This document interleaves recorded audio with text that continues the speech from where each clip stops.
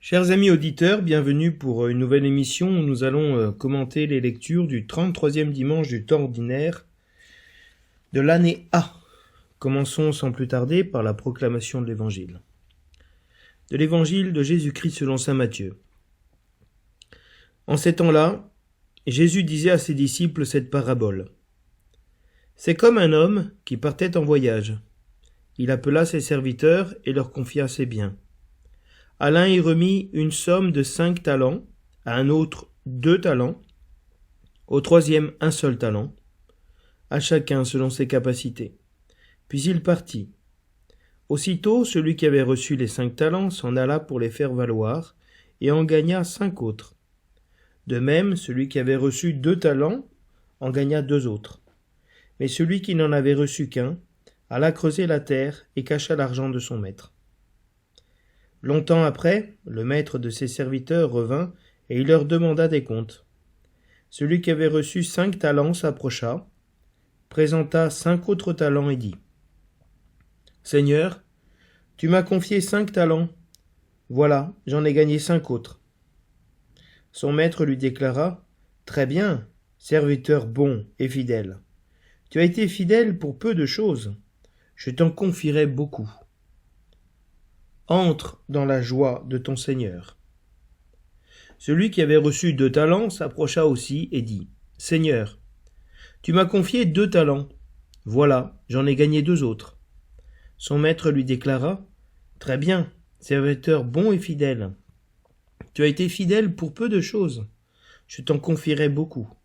Entre dans la joie de ton Seigneur. » Celui qui avait reçu un seul talent s'approcha aussi et dit « Seigneur, je savais que tu es un homme dur. Tu moissonnes là où tu n'as pas semé. Tu ramasses là où tu n'as pas répandu le grain. J'ai eu peur, et je suis allé cacher ton talent dans la terre. Le voici, tu as ce qui t'appartient. » Son maître lui répliqua « Serviteur mauvais et paresseux, tu savais que je moissonne là où je n'ai pas semé, que je ramasse le grain là où je ne l'ai pas répandu. Alors il fallait placer mon argent à la banque. Et à mon retour, je l'aurais retrouvé avec les intérêts. Enlevez-lui donc son talent et donnez-le à celui qui en a 10.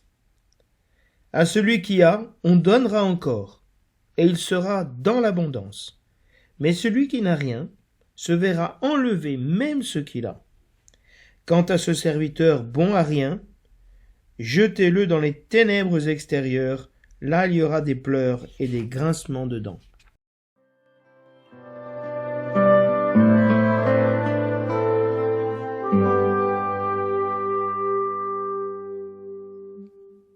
Du livre des Proverbes.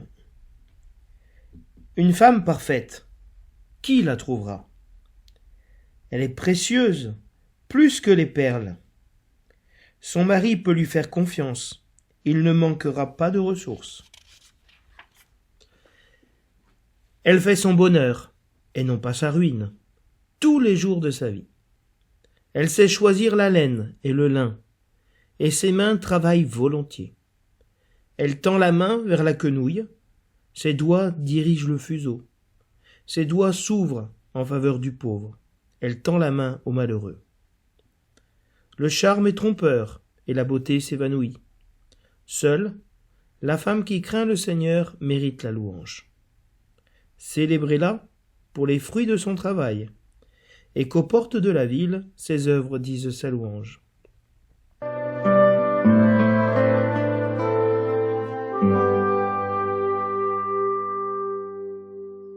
Le refrain du psaume nous dit « Heureux qui craint le Seigneur.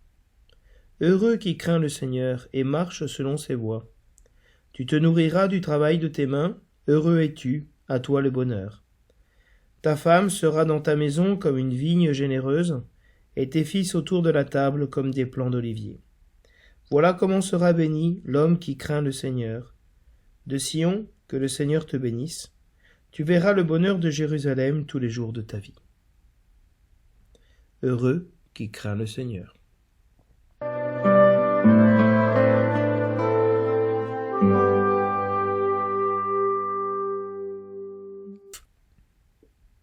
de la première lettre de saint Paul apôtre aux Thessaloniciens. Pour ce qui est des temps et des moments de la venue du Seigneur, vous n'avez pas besoin, frères, que je vous en parle dans ma lettre. Vous savez très bien que le jour du Seigneur vient comme un voleur dans la nuit. Quand les gens diront « Quelle paix, quelle tranquillité !» c'est alors que tout à coup, la catastrophe s'abattra sur eux, comme les douleurs sur la femme enceinte. Ils ne pourront pas y échapper. Mais vous, frères, comme vous n'êtes pas dans les ténèbres, ce jour ne vous surprendra pas comme un voleur. En effet, vous êtes tous des fils de la lumière, des fils du jour. Nous n'appartenons pas à la nuit et aux ténèbres. Alors, ne restons pas endormis comme les autres, mais soyons vigilants et restons sobres. Parole du Seigneur.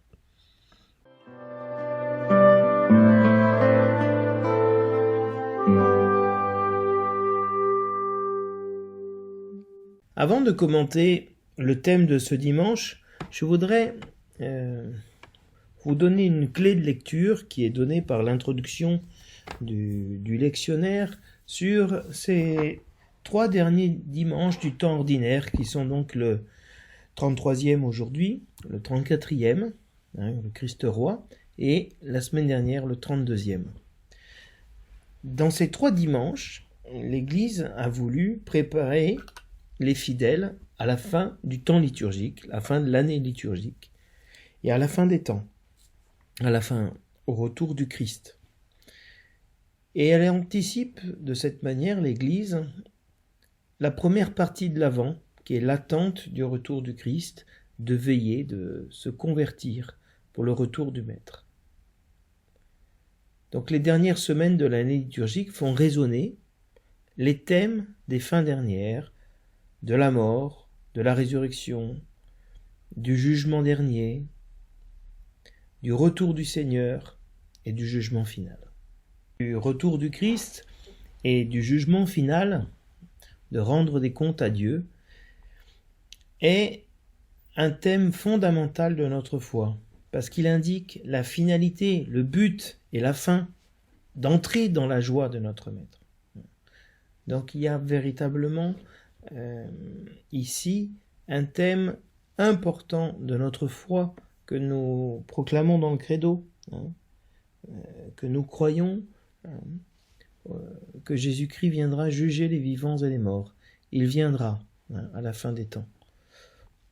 Et donc nous sommes dans cette attente de la venue du Seigneur et qui rendra à chacun selon ses œuvres et nous fera entrer avec lui dans son royaume. Pour arriver au thème de ce dimanche, nous devons regarder que le lectionnaire propose une lecture longue et une lecture brève de l'Évangile. Et nous savons que dans la lecture la plus brève est contenu le sens plénier, le sens, la pointe du message qu'a voulu donner l'Église en choisissant ces lectures du lectionnaire. Donc, le fait que le lectionnaire propose 2 versions, une version longue et une version courte de la péricope, nous aide à cueillir le sens.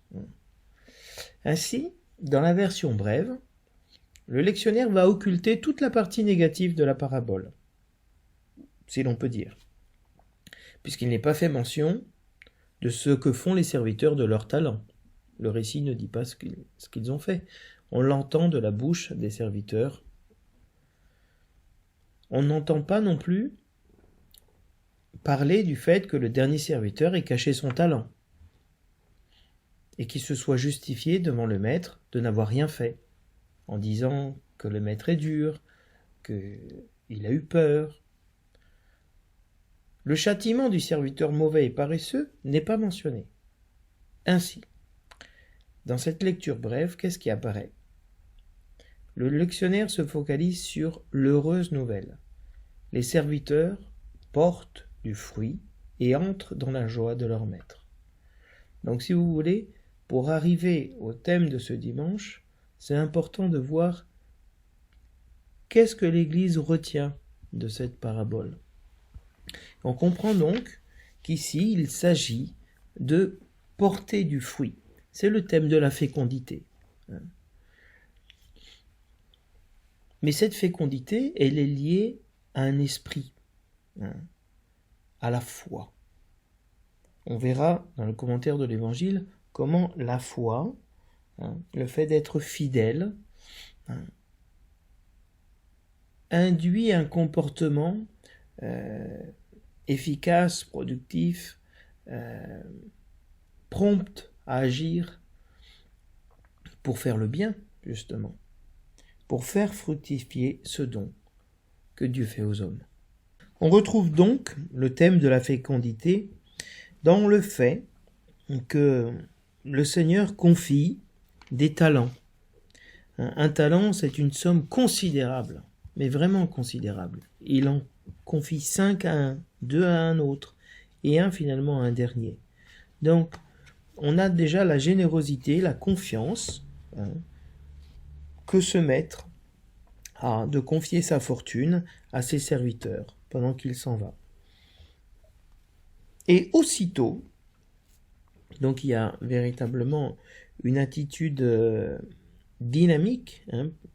C'est intéressant que je vous dise ça parce que il est dit dans le texte grec que le serviteur confia ses biens selon sa capacité à chacun.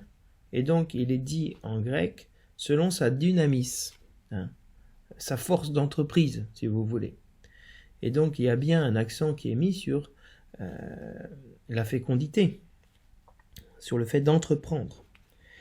Eh bien, aussitôt, le premier entreprend et fait fructifier ses 5 talents en 5 autres talents. De même, le suivant va faire fructifier. On lui donne 5, il donne 5 plus 5. Et il y a bien cette importance de la fécondité. Et cette fécondité va réjouir le maître, puisque lorsque se présentera pour la remise des comptes le premier serviteur, il dira « Regarde, Seigneur, tu m'as confié 5, en voilà 5 autres. » Et on a cette déclaration du maître qui dit « Très bien, c'est très bien ce que tu as fait. » Donc il y a une félicitation qui est donnée, et puis une louange. Serviteur bon et fidèle. Et donc il y a vraiment un jugement de valeur très positif fait par la part du maître sur ce serviteur. Et non seulement cela, mais il lui dit une chose, il lui promet, tu as été fidèle dans le peu que je t'ai donné 5 talents, c'est déjà énorme, mais c'est très peu. Je te confierai beaucoup plus. Donc il y a déjà une promesse aussi d'une croissance nouvelle, d'une confiance qui est renouvelée et qui est augmentée. Et une invitation à entrer dans la joie de son Seigneur. Parce que la joie du Seigneur, c'est justement de voir ses serviteurs qui portent du fruit. Et cela, c'est sa joie, c'est son bonheur. Participe avec moi de la joie que j'ai de te voir porter du fruit. Réjouis-toi avec moi. Entre dans ma joie. C'est-à-dire une invitation à la communion plus grande encore. Et cette bonté de Dieu qui donne autant de bien à ses serviteurs et qui se réjouit à chaque fois véritablement de la fidélité, de la foi qu'ont eu ses serviteurs, du zèle qu'ils ont eu à entreprendre. Dieu les invite il leur confiera encore beaucoup plus et les invite à entrer encore dans la joie de leur maître. Donc vous voyez qu'il y a une véritable fécondité dans cette parole. Cette parole, elle porte du fruit. Le Seigneur a préparé pour nous d'entrer dans sa joie. Il veut nous confier beaucoup plus que ce que nous avons reçu. La vie éternelle. Et c'est pour ça que on retrouve dans la première lecture cet éloge de la femme parfaite du livre des Proverbes. Et cette femme parfaite, c'est l'image de la sagesse, d'une femme entreprenante, évidemment, au sens littéral. Et puis, c'est l'image de la sagesse que Dieu donne aux hommes. Mais c'est aussi l'image de l'Église, qui est l'épouse du Christ, hein, comme on le voyait dimanche dernier dans la parabole des Vierges. Son mari lui fait confiance à cette femme. De la même manière qu'on a cette confiance du maître qui confie tous ses biens à ses serviteurs. Elle fait son bonheur, cette femme, et non pas sa ruine. Entre dans la joie de ton Seigneur. Donc il y a vraiment dans cette relation de confiance une joie, un bonheur véritable qui se donne. Et cette femme, elle sait discerner, elle sait choisir.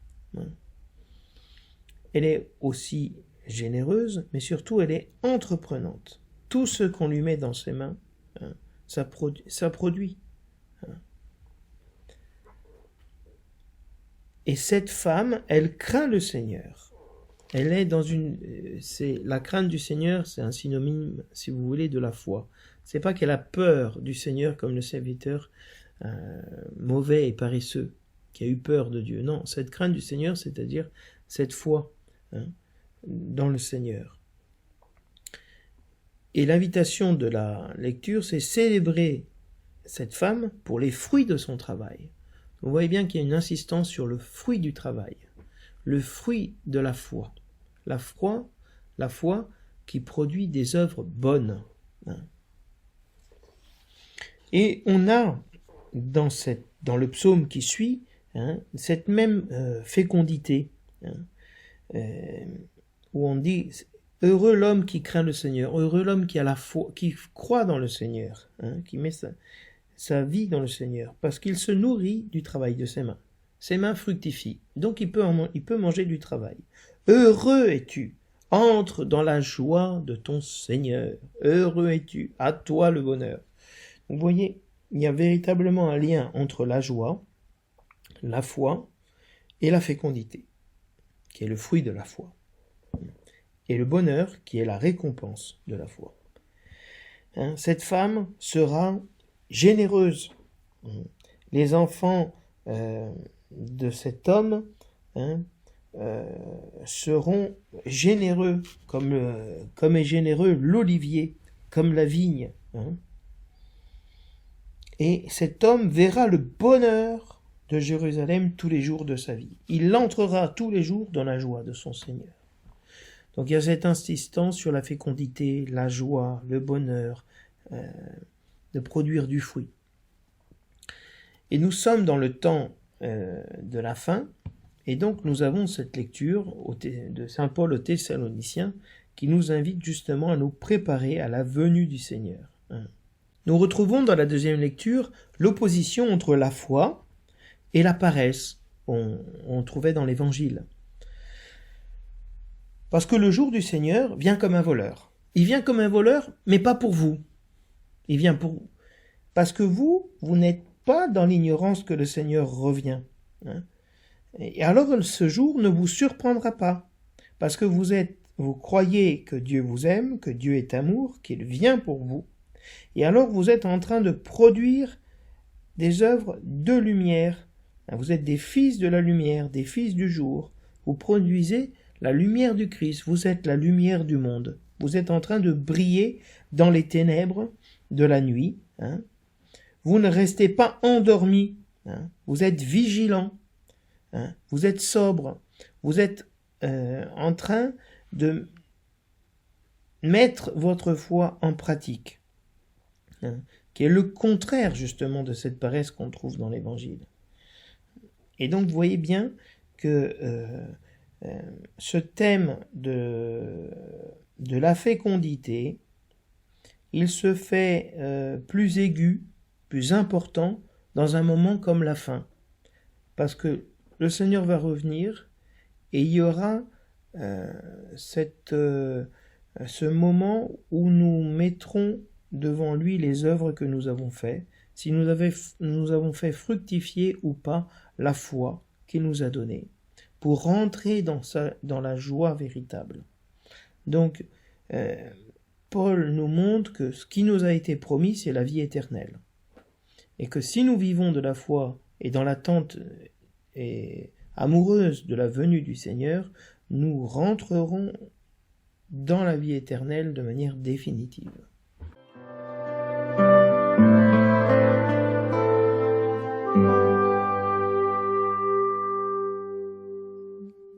L'évangile de ce dimanche se situe dans la suite de cette parabole des 10 vierges, et juste avant le texte du jugement dernier, que nous retrouverons dimanche prochain dans la fête du Christ roi.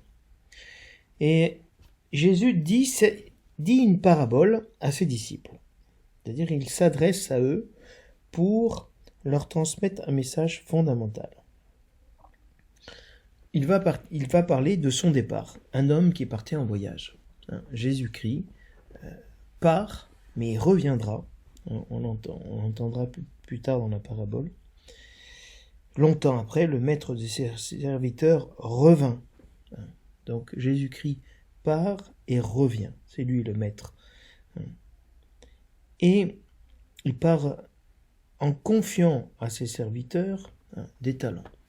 La parabole, elle n'insiste pas tellement sur le résultat de l'action des serviteurs, le fait qu'ils aient produit 5 ou 2 talents, mais sur leur activité. À la fin, 2 talents ou 5 talents, c'est la même chose, puisque les 2 hommes sont invités tous les 2 à entrer dans la joie de leur maître, et à tous les 2, on leur dit « Tu as été fidèle dans le peu, on te confiera beaucoup ». Le fait de porter du fruit et d'être prompt à répondre au don qui est fait par Dieu est lié à la foi. Parce qu'il est dit que le serviteur est bon et fidèle. Mais en grec, c'est pistos, c'est-à-dire celui qui croit. C'est la racine de la foi, pistis. Donc la fidélité et avoir foi, c'est la même racine, c'est le même terme. Et donc on pourrait comprendre ici aussi que la foi qu'ont ces serviteurs, la foi qui est principalement la relation d'amour entre le serviteur et son maître, c'est elle qui pousse le serviteur à agir et à fructifier. Et donc chacun reçoit une part des biens de son maître en fonction de ses capacités. En grec, il est dit de sa dynamis, c'est-à-dire cette capacité à agir, en fonction de son dynamisme, si vous voulez. Et donc, à l'un, on confie 5 parce qu'il est très entreprenant. À un deuxième, on va confier 2 parce qu'il est entreprenant. Et au troisième, on va confier 1 parce qu'il est peu entreprenant, mais c'est pas un jugement. Il donne à chacun en fonction de ce qu'il peut porter comme tâche, comme poids. Donc il y a, si vous voulez, un regard bienveillant envers chacun de ses serviteurs. Le Seigneur donne à chacun selon sa capacité à agir. Et c'est déjà une grâce qu'au dernier, on lui ait donné quelque chose. On aurait pu ne rien lui donner. Non, c'est toujours un encouragement, un don, c'est toujours un encouragement à agir. Et le maître s'en va. Aussitôt, celui qui avait reçu les 5 talents s'en alla. Il y a ici une immédiateté entre le don et l'action. Et aussitôt, ils se levèrent et le suivirent. On entend souvent ça dans les appels des apôtres dans l'Évangile. Et aussitôt, il le suivit. C'est une marque de la foi, ce zèle, cette promptitude, cet élan. Parce que la foi, c'est une rencontre bienveillante de Dieu avec nous, et elle a une réaction immédiate qui est la joie. On se lève aussitôt et on agit. Parce qu'on est plein de gratitude que le Seigneur nous ait confié des talents. Et cet homme s'en alla donc pour faire valoir ses 5 talents, et il en gagne 5 autres. Donc il a fructifié autant que ce que son maître lui a donné. Donc si vous voulez, il avait la capacité de fructifier 5 et il fructifie 5. Au second, on lui donne 2 et il est capable de rendre 2. en plus, de produire lui-même deux. Donc c'est assez extraordinaire. C'est-à-dire que le maître a un regard, une connaissance de ses serviteurs très poussée et très vraie. Et il les connaît et ça se réalise vraiment. Il sait de quoi ils sont capables. Et ça, c'est vraiment la joie du maître. C'est cela, de connaître les capacités de ses serviteurs et de les pousser à ce qu'ils donnent le meilleur d'eux-mêmes, qu'ils s'accomplissent, ils rentrent dans cette plénitude de leur capacité, cette plénitude que Jésus-Christ est venu nous apporter. Et la parabole va nous dire, dans la version longue, qu'il y en a un qui n'en avait reçu qu'un, et qui alla creuser la terre et cacher l'argent de son maître. Tous les autres agissent à la lumière, et cet homme va creuser la terre. Et les paresseux, on dira à la fin. Enfin, il arrive quand même à creuser la terre pour cacher un talent. Et donc il va cacher l'argent de son maître. Il va l'enfuir, il va le faire disparaître. C'était en effet le meilleur moyen de pouvoir le retrouver, parce qu'il aurait pu se le faire voler, il aurait pu le perdre, et cette fois-ci, donc, il fait le minimum. Tu me donnes un, je te rends un, c'est tout. Tu me l'as confié, je te le rends. J'ai rien fait pour ça, mais je te le rends. Donc il y a ici une volonté, si vous voulez, un peu en écho avec la deuxième lecture, d'agir dans les ténèbres et agir dans la lumière. Cet homme agit non plus à la lumière du jour, mais en creusant, en enfouissant dans les ténèbres de la terre l'argent de son maître. Longtemps après, le maître de ses serviteurs revient. Donc il y a un temps qui est très long, qui a donné à chacun le temps d'agir et de faire fructifier.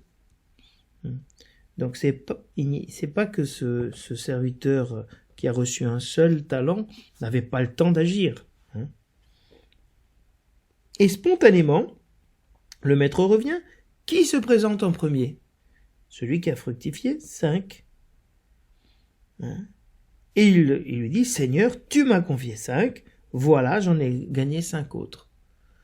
Cette joie qu'on perçoit dans chez cet homme qui a reçu 5 et qui donne 5. Il est fier de ce qu'il a pu faire, de cette confiance qui lui a été faite, et qu'il n'a pas trahi cette confiance, au contraire, il l'a accompli pleinement.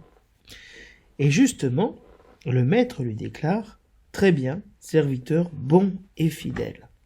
Bon, seul Dieu est bon, donc il a acquis cette bonté qui vient de Dieu, et il a été fidèle, c'est-à-dire il a cru en Dieu et au don que Dieu lui faisait, qu'il était donc capable de fructifier 5. Tu as été fidèle, tu as eu foi en moi, pour peu de choses. 5 talents, c'est énorme, c'est colossal. C'est incommensurable comme somme d'argent. Eh bien, ça, pour le maître, c'est peu de choses. Vous imaginez ? Qu'est-ce que ça doit être? Le beaucoup. Je t'en confierai beaucoup. Il a confié son bien et 5 talents, et nous on peut considérer ça déjà énorme. Eh bien, cette bonté que Dieu a envers chacun d'entre nous est beaucoup plus grande encore.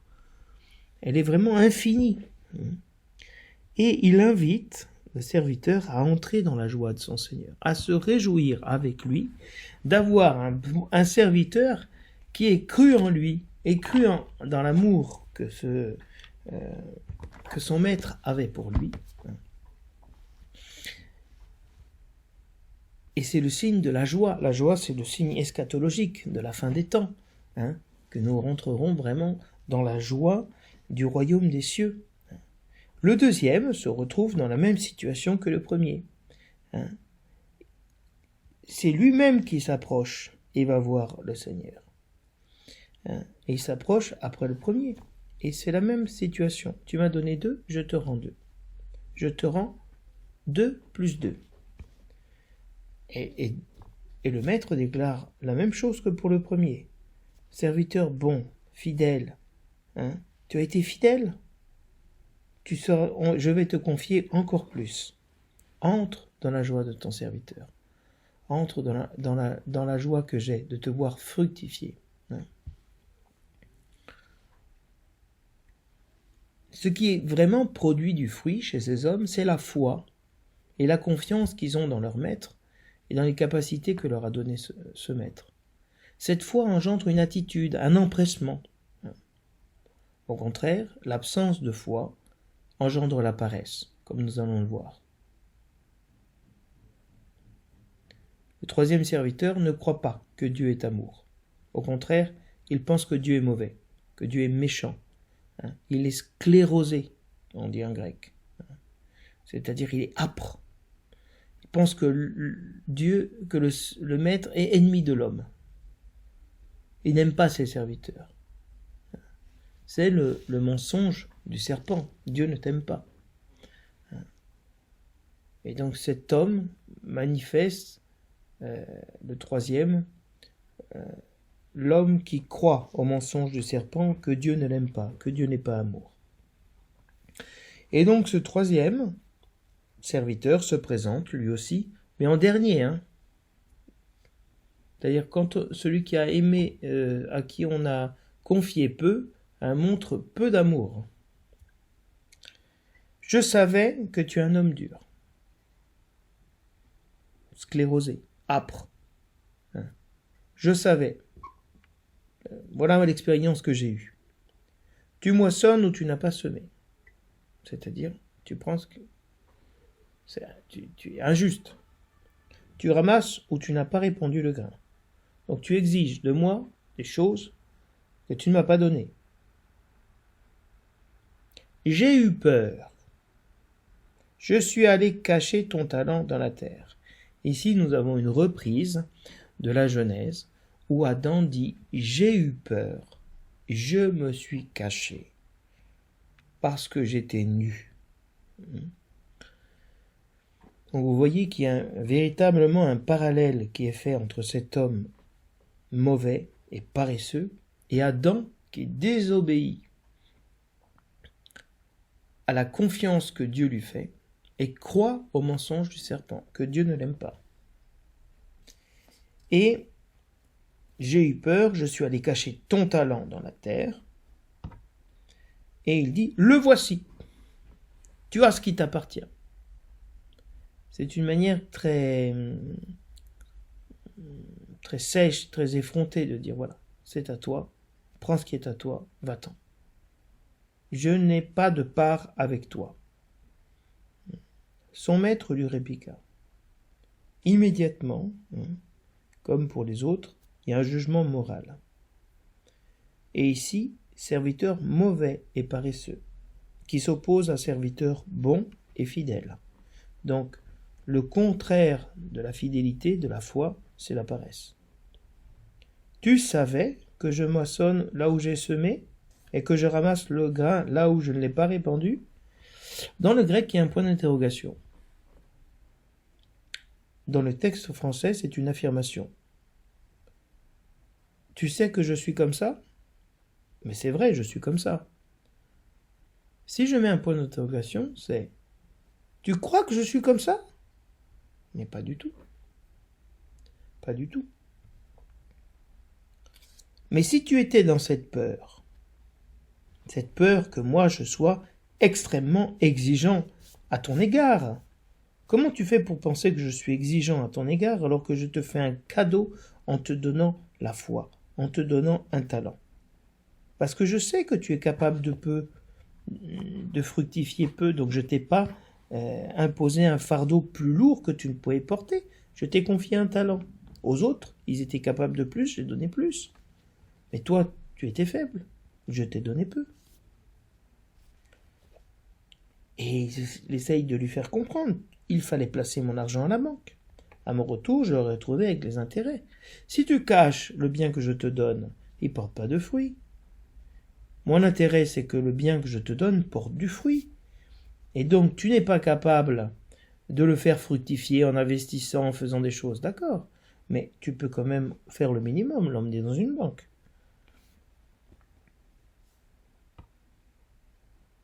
Et le Seigneur dit tout de suite, enlevez-lui ce talent, son talent, et donnez-le à celui qui en a 10. Ce qu'il lui donne, c'était à lui, et ce n'est plus à lui. C'est fini, il n'a plus rien. Il n'est plus un serviteur. Il ne s'est pas montré, c'est pas qu'il a été malhonnête, il a été paresseux. Et on le donne à celui qui a fructifié le plus, hein, comme un don, comme un cadeau. Hein. À travers cette parole, à celui qui a, on donnera encore, il sera dans l'abondance, mais celui qui n'a rien sera enlevé, même ce qu'il a. Dieu veut nous donner et nous mettre dans l'abondance. Je t'en confierai beaucoup plus. Entre dans la joie de ton serviteur. Dieu veut nous donner à tous l'abondance. Hein. Mais cette abondance, elle est liée au fait que nous reconnaissions que Dieu est amour. Hein. Que Dieu nous aime. Et qu'il est bon, qu'il n'est pas mauvais, qu'il n'est pas l'ennemi de l'homme, qu'il ne nous impose pas un poids et des choses impossibles à atteindre. Et donc ce serviteur, il est bon à rien à la fin, parce qu'il n'est même pas capable de mettre les choses à la banque. Il n'est pas capable de porter du fruit. Je tenais dans les ténèbres extérieures où il y aura des pleurs et des grincements dedans. Donc cette parabole, elle met en exergue, si vous voulez, la bonté, la générosité, la joie de Dieu dans le fait que nous portions du fruit. Mais il est nécessaire qu'il y ait une mise en garde pour nous réveiller. De voir qu'on peut tout perdre. Tout perdre. Même ce qu'on croit avoir, on peut le perdre. Si nous ne sommes pas dans la confiance en Dieu, si nous n'acceptons pas, ne reconnaissons pas que Dieu est amour, que Dieu nous aime.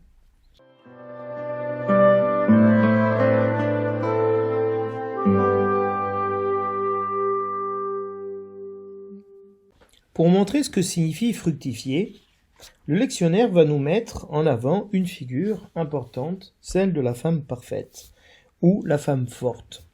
Le livre des Proverbes se termine par ce poème alphabétique, c'est-à-dire qu'il commence à chaque fois par la première lettre de l'alphabet, le premier verset par A, le deuxième par B, etc. Et donc, le titre donné par le lectionnaire est « Ses mains travaillent volontiers ». Vraiment, cette femme est parfaite parce qu'elle fructifie. Une femme parfaite, qui la trouvera? Elle est précieuse plus que les perles. Ce qui compte ici, ce ne sont pas les perles que produisent cette femme, mais la femme qui fait fructifier et qui a une valeur plus grande que les perles. Ce qui compte ici, ce ne sont pas les biens matériels, c'est la personne.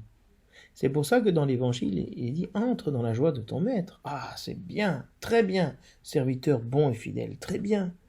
Dieu se réjouit de ses enfants, de l'esprit qu'il y a dans ses enfants, plus que de ce qu'ils font en soi. Et donc cette femme a une valeur en soi, elle a un prix, elle est précieuse. Son mari peut lui faire confiance. De même que Dieu fait confiance à ses serviteurs, Dieu nous fait confiance à nous. Et cet homme ne manquera pas de ressources. S'il fait confiance à cette femme, à la sagesse, à l'Église, il ne restera pas sans rien. Il aura toujours des ressources. Et non seulement cette femme ne lui fera manquer de rien, mais elle fera son bonheur, et non pas sa ruine. Dans l'Évangile, on a cet homme qui pense que Dieu vient pour le ruiner. Non, pour faire son malheur, pas du tout. Dieu vient pour faire notre bonheur. Et la sagesse qu'il nous donne, la foi qu'il nous donne fera notre bonheur tous les jours de notre vie, d'entrer dans la joie profonde que nous attendons tous. Et cette femme, elle a un discernement, elle sait choisir la laine et le lin, elle connaît la qualité des tissus, hein. Comme le maître de la parabole connaît la valeur de chacun de ses serviteurs. Et ses mains travaillent volontiers. Elle fait les choses de manière volontaire. Elle n'est pas par moralisme, pas par peur, pas de manière forcée. Elle les fait de manière légère. C'est cette même légèreté qu'on trouve dans l'Évangile à répondre aussitôt il fait fructifier. Cette rapidité à agir. C'est un signe que on le fait volontiers. Aimez-vous les uns les autres, c'est pas un moralisme, une chose à faire, un poids. C'est où on le fait volontiers ou on le fait pas. Où on est content d'aimer comme Dieu nous aime, ou on n'aime pas. Elle tend la main vers la quenouille, ses doigts dirigent le fuseau. Elle tisse le vêtement. On est dans la laine, dans le lin, c'est-à-dire elle fait un habit, elle nous revêt. Regardez que la première chose que fait Dieu, c'est de revêtir Adam et Ève après le péché d'un vêtement. Elle habille. Et non seulement elle l'habille, mais elle nourrit le pauvre. Ses doigts, sa main, s'ouvrent en faveur du pauvre. Elle tend la main au malheureux. Ce qu'elle produit, elle ne le garde pas pour elle. Elle le donne à celui qui en a besoin. Ça, c'est la sagesse. Ça, c'est la foi. De faire abonder, de faire partager, participer les autres de cette abondance qu'elle a reçue, même si c'est le fruit de son travail. Et le texte est coupé pour cette liturgie. Et il termine en disant que le charme est trompeur et la beauté s'évanouit. Seule la femme qui craint le Seigneur mérite la louange. Une femme belle, c'est très bien, fantastique. Une femme charmante, c'est très bien. Ça peut nous tromper sur les apparences, sur la valeur de la personne. La beauté passe, et nous le savons tous. Qu'est-ce qui demeure ? La crainte du Seigneur. Une femme qui craint le Seigneur, qui n'est pas dans l'apparence, qui n'est pas trompeuse, qui a vraiment cette attitude de croire que le Seigneur l'aime, que Dieu est amour. Alors célébrez-la pour les fruits de son travail. Réjouissez-vous avec moi. Entre dans la joie de ton serviteur. Il y a une invitation ici à célébrer, c'est vraiment un acte liturgique, les fruits du travail. L'Église, elle engendre chaque année des nouveaux enfants à Dieu dans les sacrements. Donc de célébrer les fruits du travail, parce que qu'est-ce que nous avons reçu du Seigneur ? Qu'est-ce qu'a reçu l'Église ? Les dons de l'Esprit Saint, l'action salvifique de Jésus-Christ. Et donc Jésus-Christ se réjouit que son Église porte du fruit, qu'elle fasse fructifier les dons de sanctification, de sainteté qu'il lui a faites. Et aux portes de la ville, ses œuvres disent sa louange. Aux portes de la ville, là où est rendu le jugement, et on retrouve le jugement à la fin de la parabole, on loue cette femme, elle mérite les honneurs. Serviteur bon et fidèle. Très bien.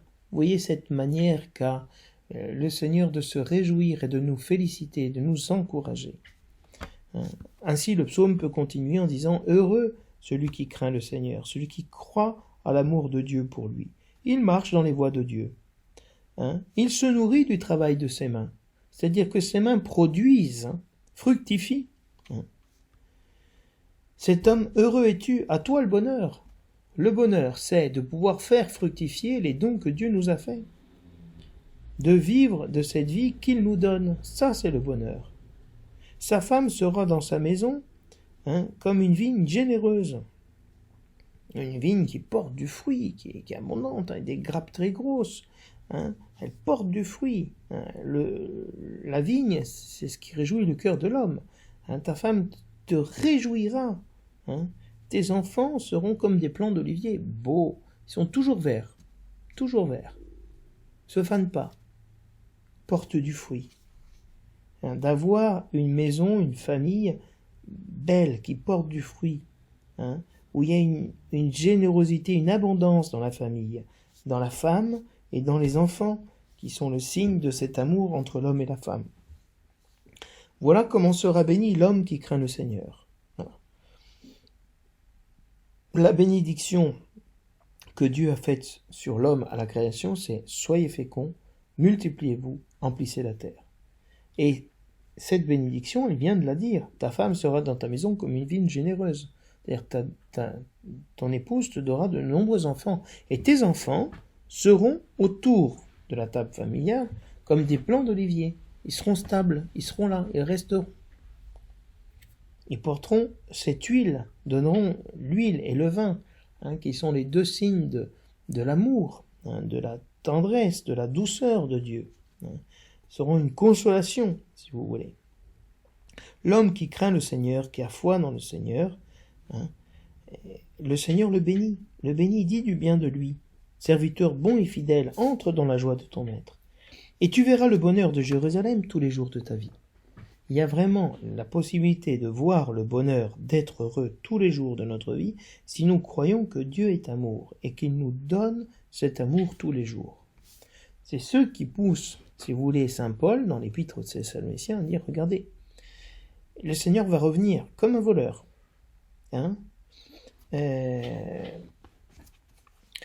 Et il va y avoir tout d'un coup comme une catastrophe qui va s'abattre sur les hommes, des douleurs. Et personne ne pourra échapper à ce moment où le Seigneur reviendra, où ça sera un moment catastrophique. Mais nous, si nous sommes des fils du jour, si nous avons reçu la foi et nous croyons que Dieu nous aime et qu'il est amour véritablement, nous ne serons pas dans la peur, nous ne serons pas dans les ténèbres. Saint Paul dira, nous n'avons pas reçu un esprit d'esclave pour demeurer dans la peur, mais un esprit qui fait de nous des hommes libres, qui disent « Abba, Père ». C'est le contraire du serviteur mauvais, qui se retrouve dans la peur, dans la crainte, et qui pense que il est tranquille parce qu'il a enfoui le talent que lui donne son maître sous terre et qu'il lui rendra le talent, et puis tout se passera bien, et puis voilà. Non, ça se passe très mal. On le fout dehors, dans les ténèbres, où il y a les ténèbres. Et donc, vous voyez que les ténèbres, cet homme était dans les ténèbres, on le met dans les ténèbres pour manifester que les ténèbres ne sont pas extérieures, mais qu'elles étaient intérieures à lui, que son œil était mauvais, qui jugeait mal le Seigneur, qui était généreux avec ses biens. Donc, Paul nous dit, nous n'appartenons pas aux ténèbres. Ne restons pas endormis comme les autres. Les autres dorment sur leur laurier, sont paresseux, n'agissent pas. La charité, elle est active. La foi, elle est active par la charité. Mais soyons vigilants et sobres. Vigilance. Vraiment, le Seigneur vient aussi pour nous demander des comptes, mais surtout pour nous faire entrer dans la joie de son Maître. Alors je vous invite, chers amis auditeurs, à demeurer et à entrer dans la joie de notre Seigneur qui vient à nous dans cette Eucharistie dominicale. Je vous dis à la semaine prochaine.